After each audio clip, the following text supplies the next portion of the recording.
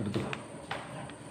ഇരിക്കുന്നവനും ദൈവത്തിന് മഹത്വം, ഇരിക്കുന്നവനും ഇരുന്നവനും വരുവാനിരിക്കുന്നവനുമായ നമ്മുടെ കർത്താവായ യേശു ക്രിസ്തുവിൻ്റെ അതിശയമുള്ള നാമത്തിൽ എല്ലാവർക്കും ജെറൂസലേം മിഷൻ എന്ന യൂട്യൂബ് ചാനലിലേക്ക് ഹൃദ്യമായ സ്വാഗതം. ബഹുമാന്യരെ, സ്രഷ്ടാവും രക്ഷിതാവും ദൈവപുത്രനുമായ യേശു ക്രിസ്തു മനുഷ്യപുത്രനായി 2025 വർഷങ്ങൾക്ക് മുമ്പേ അവതരിച്ച സാഹചര്യങ്ങളെ വിലയിരുത്തുന്ന മൂന്നാമത്തെ ആമുഖമാണല്ലോ ഈ വീഡിയോ. ക്രിസ്തുവിൻ്റെ മനുഷ്യജന്മ സാഹചര്യം സംജാതമാകാൻ ലോകം എങ്ങും മാറ്റങ്ങൾ സംഭവിച്ചു. മനുഷ്യൻ ശിലായുഗം, ലോഹയുഗം, ചക്രങ്ങൾ, ഇതര കണ്ടുപിടുത്തങ്ങൾ, നഗരവൽക്കരണങ്ങൾ, എഴുത്തുവിദ്യ, കൃഷി, സമുദായങ്ങൾ, ആരാധന സമ്പ്രദായങ്ങൾ, കുടുംബ വ്യവസ്ഥിതി, അങ്ങനെ നാനാ തുറകളിലെ വളർന്നു.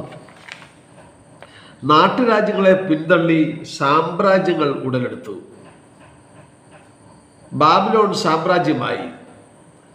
പാപം മുന്നേറിയപ്പോൾ അവഗണിച്ച ഇസ്രായേൽ അടിമത്തങ്ങളുടെ അനുഭവങ്ങളിൽ പലപ്പോഴും വീണ് ഉടഞ്ഞുവെങ്കിലും മനോഹരവും ശക്തിയും അതിലില്ലാത്ത വീക്ഷണവുമുള്ള ഒരു മരണമില്ലാ പക്ഷിയെ പോലെ 2000-ലധികം വർഷങ്ങൾ ലോകഗതികളിൽ സ്വാധീനം ചെലുത്തി വിരാജിച്ചു നിൽക്കെ അത് രാഷ്ട്രീയം, സാമൂഹ്യം, ശാസ്ത്രം, കല, സാഹിത്യം എന്നിവയുടെ വളർച്ചയിൽ നിർണായകമായ പങ്ക് വഹിച്ചു. യെശയ്യാ പ്രവാചകൻ ഇസ്രായേൽ നാട്ടിൽ രക്ഷയുടെ പ്രവചനം നടത്തുന്ന കാലഘട്ടത്തിൽ അതിങ്ങനെയാണല്ലോ: കന്യക ഗർഭിണിയായി ഒരു മകനെ പ്രസവിക്കും.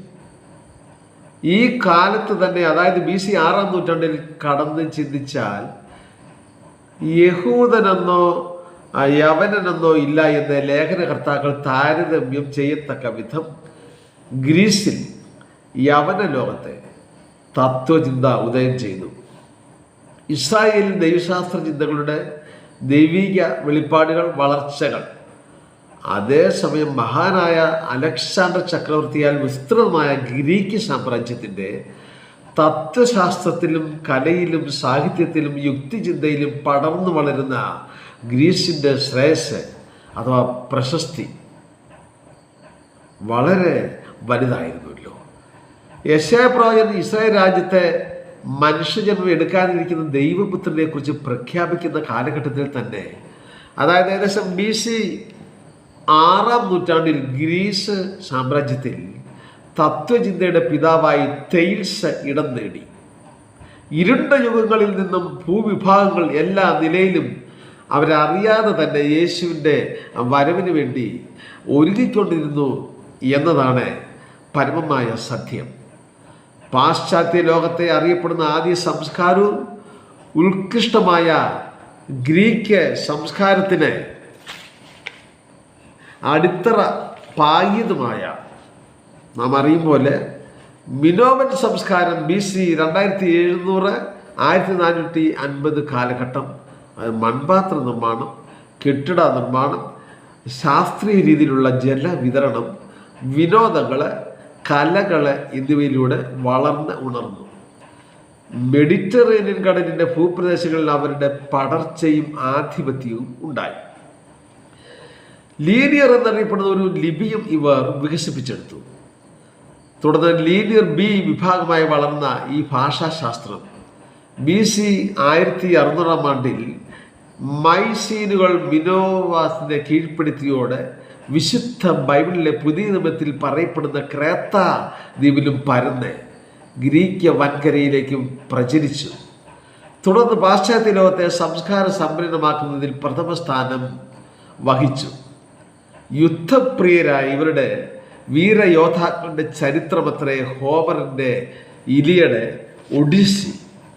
ഗ്രീക്ക് സംസ്കാരത്തിൻ്റെ അവശിഷ്ടമായി കാണുന്ന സിക്ലോപ്യൻ മതിൽ ഇതിഹാസ പുരുഷന്മാരാണത്രേ നിർമ്മിച്ചത്. ഹോമറിൻ്റെ ഒഡീസിയിൽ ഇന്ത്യയിൽ നിന്നും ഗ്രീസിലേക്ക് കുടിയേറിയ ഗോകുലാസ് എന്ന രജപുത്ര വംശജനെ കുറിച്ച് പരാമർശിക്കുന്നു. കാലികളെ വളർത്തുന്ന ട്രൈബുകൾ ആണവർ. ഭാരതത്തിൽ വിരചിതമായ മഹാഭാരതത്തിലും ഗ്രേക്കൻ ഇതിഹാസങ്ങളിലുമുള്ള കഥാപാത്രങ്ങൾ അർത്ഥദൈവങ്ങളോ ദേവന്മാരോ ദേവപുത്രന്മാരോ ആയിട്ടാണ് സങ്കല്പം.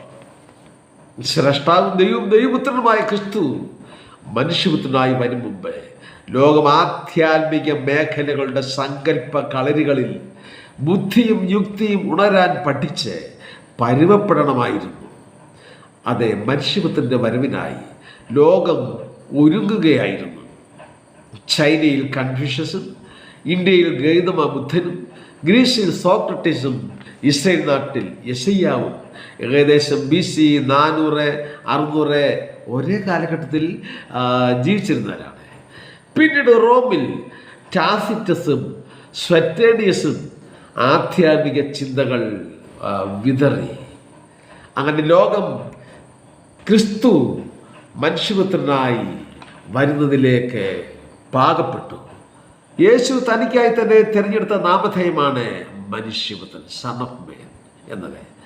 സുവിശേഷകൾ തന്നെ യേശു തന്നെക്കുറിച്ച് സാക്ഷിച്ചുകൊണ്ട് 79 പ്രാവശ്യം മനുഷ്യപുത്രൻ എന്ന് പറഞ്ഞിട്ടുണ്ട്. മനുഷ്യവർഗത്തിനായി വന്നവൻ തന്നെ തന്നെ മനുഷ്യനാക്കി തീർത്ത് സാക്ഷിക്കുകയാണ്. ബെൻ ആദം എന്ന വാക്കാണ് എബ്രായ ഭാഷയിലെ മനുഷ്യപുത്രൻ എന്ന സ്ഥാനത്തെ ഉപയോഗിച്ചിട്ടുള്ളത്. ആദം എന്ന വാക്കിന് മനുഷ്യൻ എന്ന് അർത്ഥമുള്ളതിനാൽ മനുഷ്യൻ്റെ പുത്രൻ എന്ന് അർത്ഥമാക്കാം. ക്രിസ്തു ജനിക്കുന്നതിനും 753 വർഷങ്ങൾക്ക് മുമ്പേ മെഡിറ്ററേനിയൻ പ്രദേശത്തിൻ്റെ മധ്യഭാഗത്ത് സ്ഥിതി ചെയ്യുന്ന ടൈബർ നദീതീരത്ത് റോമുലസ് എന്നീ സഹോദരന്മാരാൽ സ്ഥാപിക്കപ്പെട്ട റോം, ഈ നഗരരാഷ്ട്രം വളർന്ന് റോമ സാമ്രാജ്യമായി പരിണമിച്ച് ഇസ്രായേലിനെയും കീഴടക്കി അതിൻ്റെ ആദ്യ ചക്രവർത്തി യൂലിയസ് സീസർ ആയി വാണു. വൈവിധ്യം റോമൻ സാമ്രാജ്യത്തിൻ്റെ സവിശേഷതയായിരുന്നു. അഗസ്റ്റസ് കൈസറുടെ കീഴിൽ BC 27 മുതൽ ഏകദേശം അതായത് AD 14 വരെ രാഷ്ട്രീയ ഐക്യം നേടിയെടുത്തിരുന്നതുകൊണ്ട് സുഗമമായ യാത്രാ സൗകര്യം സാമ്രാജ്യത്തിനുടനീളം ലഭ്യമായിരുന്നു. വിവിധ രാജ്യങ്ങളുടെ ഏകീകരണം, ഭിന്ന ജാതികളുടെ ഏകത, ഏക ഭരണകൂടം, പൊതുഭാഷ, ഏക നാണയ സമ്പ്രദായം, പൊതുവായ സംസ്കാരം, നിയമാവലി, സമാധാന അന്തരീക്ഷം എന്നിവയുടെ ഒരു ശോഭനമായ മധുരിമ നുണയുവാൻ കഴിയുന്ന സ്വാതന്ത്ര്യത്തിൻ്റെ നറുമണം വിതറപ്പെടുന്ന സുവർണകാലം.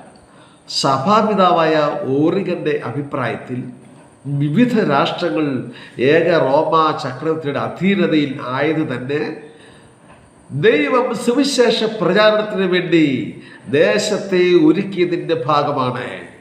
അതിനു മുൻപ് ദാനിയേൽ 7 മൂന്നാം സാമ്രാജ്യമായ ഗ്രീസിൻ്റെ തലസ്ഥാനമായ ആഥൻസ് പണ്ഡിത വര്യരുടെ ആസ്ഥാനമായിരുന്നുവല്ലോ.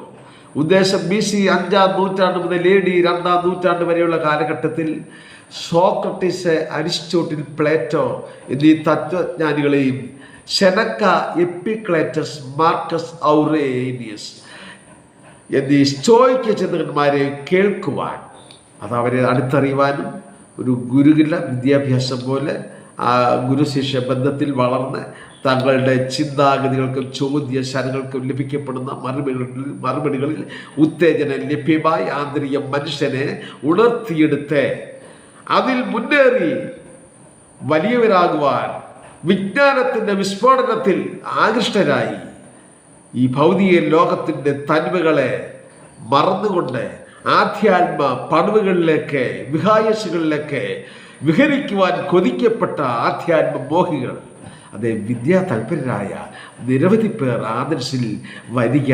സർവ്വസാധാരണമായിരുന്നു.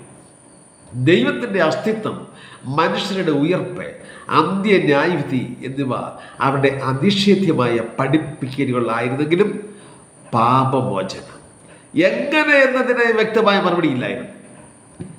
ഗ്രീക്ക് സംസ്കാരത്തിൻ്റെ സ്വാധീന വലയത്തിലായിരുന്നു ഈജിപ്തിലെ അലക്സാണ്ട്രിയയും സിറിയയിലെ അന്ത്യോക്യയും. യേശു കർത്താവിൻ്റെ, അതായത് നമ്മുടെ കർത്താവ് യേശുവിൻ്റെ സമകാലികനായ അലക്സാണ്ട്രിയയിലെ ഫിലോ എന്ന യഹൂദ തത്വജ്ഞൻ പഴയ നിയമ തത്വങ്ങളെ പ്ലേറ്റോയുടെ തത്വസംഹിതയുമായി കോർത്തിണക്കി അവയെ പലസ്തീനിലെ യഹൂദരുടെ ഇടയിൽ പ്രചരിപ്പിക്കാൻ ഒരു വലിയ ശ്രമം നടത്തി. മഹാനായ അലക്സാണ്ടർ ചക്രവർത്തിയുടെ ദിഗ്വിജയങ്ങൾ അനേകർക്ക് ഗ്രീക്ക് ഭാഷ പരിചിതമാകാൻ ഇടയാക്കി. അതിനാൽ തന്നെ ഗ്രീക്കിൽ എഴുതപ്പെട്ട പുതിയ നിയമത്തെയും അപ്പോസ്തലന്മാരെയും മനസ്സിലാക്കാൻ ആർക്കും എളുപ്പമായി. നെബൂഖദ്നേസറിന്റെ കാലത്ത് തുടങ്ങിയ യഹൂദന്മാരുടെ ചിതറിപ്പാർക്കൽ ഉദ്ദേശം BC 250 എബ്രായ പഴയ നിയമത്തിൻ്റെ തർജ്ജമയായി പ്രചരിക്കപ്പെട്ട സെപ്റ്റജിമെന്റ് എന്ന ഗ്രീക്ക് വിവർത്തനം ഇതരർക്ക് ലഭിക്കുന്നതിനും അത് ഇടയാക്കി. ചിതറിപ്പാർത്ത രാജ്യങ്ങളിൽ പണിയപ്പെട്ട സിനഗോഗുകളുടെ പ്രവർത്തനവും ഇതര വംശജർക്ക് ദീപങ്ങളായി മാറി. അതെ, നമ്മളായിരിക്കുന്ന ഇടങ്ങളിൽ എവിടെയായിരുന്നാലും കർത്താവിൻ്റെ ദീപങ്ങളായി ശോഭിപ്പാൻ ദൈവം നമ്മളെ ആഹ്വാനം ചെയ്യുകയാണ്. യേശു പറഞ്ഞത് ലോകത്തിൻ്റെ വിളക്കാകുന്നു. ലഭിച്ച വിജ്ഞാനം പകരുക. റോമൻ നിയമാവലിയിൽ ഏവർക്കും കൽപ്പിച്ചിരുന്ന സമത്വം ഏഷ്യ, ആഫ്രിക്ക, യൂറോപ്പ് എന്നീ ഭൂഖണ്ഡങ്ങളുമായി ബന്ധപ്പെടാവുന്ന രീതിയിലുള്ള പലസ്തീനിൻ്റെ ഭൂമിശാസ്ത്രപരമായ സ്ഥാനം, അക്കാലത്തെ വിദ്യാഭ്യാസ രീതി എന്നിത്യാദി കാര്യങ്ങളെല്ലാം ക്രിസ്തു, അതേ പ്രിയമുള്ളവരെ, നമ്മുടെ ദൈവമായ ക്രിസ്തു ദൈവപുത്രൻ മനുഷ്യനായി വരുന്നതിനുള്ള സാഹചര്യം ഒരുക്കി. കാലത്തിൻ്റെ പ്രവാഹത്തിൽ ദൈവപുത്രൻ മനുഷ്യപുത്രനായി വരുന്നതിലേക്ക് ലോകം ഒരുങ്ങി. കേവലം ഒരു കുഗ്രാമത്തിൽ അല്ല അവൻ ജനിക്കേണ്ടത്. തന്നിമിത്തം നഗരങ്ങൾ, രാഷ്ട്രങ്ങളും രാജ്യങ്ങൾ, സാമ്രാജ്യങ്ങളുമായി ഏറ്റവും വലിയ സാമ്രാജ്യം നിലവിൽ വന്നപ്പോൾ, ഭാഷ വളർന്നപ്പോൾ, ഉന്നത സംസ്കാരങ്ങൾ ഉരുത്തിരിഞ്ഞപ്പോൾ, ഇതാ കാലത്തിൻ്റെ പൂർണ്ണതയിൽ അവൻ വരികയായി. ഇന്നേക്ക് 2025 വർഷങ്ങൾക്ക് മുമ്പേ BC 6-നും 4-നും ഇടയിൽ ദൈവപുത്രൻ മനുഷ്യപുത്രനായി. രണ്ടാം ജന്മമാണത്. വസന്തകാലത്തോ ശരത്കാലത്തോ അതേ ലോകമൊരു ക്രിസ്മസ് കാലം ആഘോഷിക്കാൻ ഒരുങ്ങവേ ഇപ്പോൾ ഒരുങ്ങിക്കൊണ്ടിരിക്കുമ്പോൾ ഈ ഡിസംബറിൽ ഈ സമയത്ത് ഓർക്കുക, ഈ ഡിസംബർ മഞ്ഞ് പെയ്യുന്ന ഈ മാസം നിർമ്മലതയുടെ തോപ്പുകളായി നമ്മുടെ മനസ്സുകൾ മാറട്ടെ. ഇതാ മനുഷ്യപുത്രൻ. അടുത്ത നമ്മുടെ വീഡിയോകളിൽ അവിടുന്ന്